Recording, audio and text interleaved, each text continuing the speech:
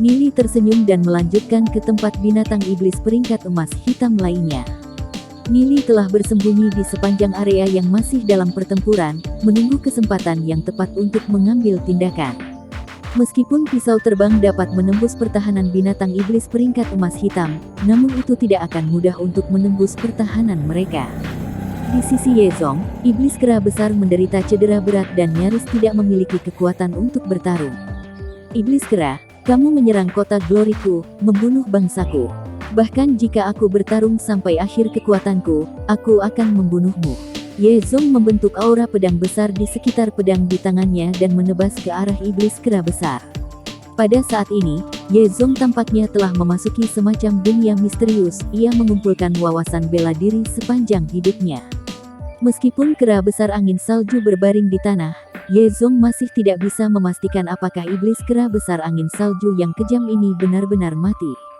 Dia segera melompat, menambahkan serangan lain ke kepalanya, dan menyebabkan darah tumpah ke semua tempat. Kera besar angin salju benar-benar mati. Yezong menghela nafas lega. Tanpa iblis kera besar angin salju yang memimpin mereka, binatang iblis peringkat emas hitam lainnya tiba-tiba mundur ketakutan. Bahkan serangan mereka tidak seperti sebelumnya. Binatang iblis peringkat emas hitam hanya ingin mundur dari kota Glory, tetapi mereka diblokir oleh para ahli kota Glory. Tepat ketika Yezong hendak pergi dan membantu yang lainnya, dia merasakan sesuatu. Yezong membelah kepala iblis kera dan melihat roh iblis bersinar perlahan bangkit. Yezong meraihnya dengan tangannya dan menyimpannya di cincin interspatialnya. Ini adalah roh iblis dari binatang iblis peringkat emas hitam yang telah membuka kebijaksanaannya. Yezong melirik Shen Hong. Alasan mengapa dia cepat-cepat meraih roh iblis adalah karena dia khawatir Shen Hong mungkin punya beberapa ide untuk itu. Dia berkata, "Terima kasih Brother Shen."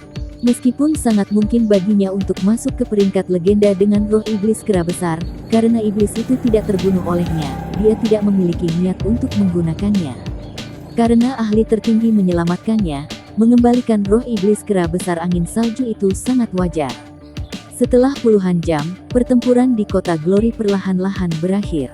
Adapun binatang iblis di luar kota Glory, karena tidak memiliki siapapun untuk memimpin mereka, mereka mundur dan tersebar ke segala arah. Dalam hati semua orang, mereka merasa beruntung masih bisa selamat. Setelah pertempuran terus-menerus yang berlangsung selama beberapa hari, hati mereka yang tegang akhirnya bisa rileks. Nili berdiri di atas tembok kota dan melihat ke arah medan perang di luar kota. Mereka hanya melihat mayat binatang iblis angin salju berbaring di sekitar. "Nili, kamu baik-baik saja?"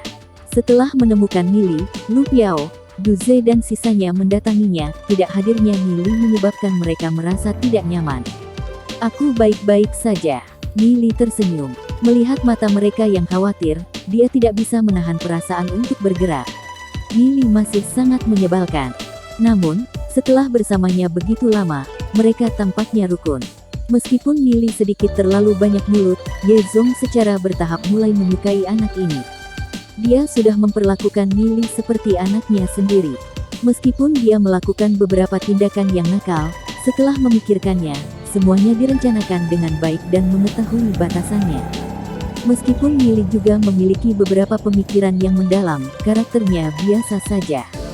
Setidaknya Yezong bisa merasakan bahwa semua yang telah dilakukan Nili, dilakukan dengan niat baik. Sejak kapan perubahan itu dimulai? Yezong sendiri tidak tahu kapan. Sejak Nili pertama kali memanggilnya ayah mertua, dia merasa marah karenanya. Dia tidak bisa menahan perasaan seperti dia ingin mengalahkan Nili. Tapi seiring waktu berlalu, Yezong terbiasa dipanggil begitu. Tanpa tahu kapan, dia menerima gelar ini dan tidak merasa jijik lagi tentang hal itu. Mungkin Nili sudah merencanakan ini sejak awal, untuk membuatnya terbiasa mendengarnya. Tidak peduli apa, mengenai masalah ini, kamu masih kontributor terbesar. Ini akan diingat di dalam hati kita semua. Selain dia, sekarang semua keluarga lain sangat menyadari kontribusi Nili. Masalah sebesar itu tidak bisa dilakukan hanya dengan sedikit pujian. Dia adalah penguasa kota, dan harus tidak memihak dengan tindakannya. Namun dia tidak tahu apa yang harus diberikan kepada Nili sebagai hadiah.